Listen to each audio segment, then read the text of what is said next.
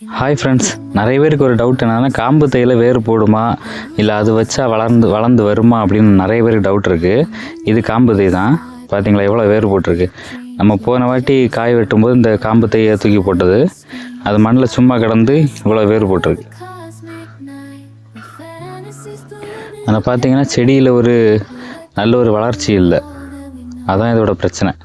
காம்பு தை என்னன்னா வேரெல்லாம் நல்லா போடும், நல்லா வளர்ந்து வரும். ஆனால் வளர்ந்து அது காயெல்லாம் வர்றதுக்கு 2-3 வருஷம் ஆயிரும். மெதுவாக தான் வளர்ந்து வரும். அடப்பு தையும் மூட்டு தையும் டக்குன்னு வளர்ந்து வந்துடும். நல்ல வேர் போட்டிருக்கு.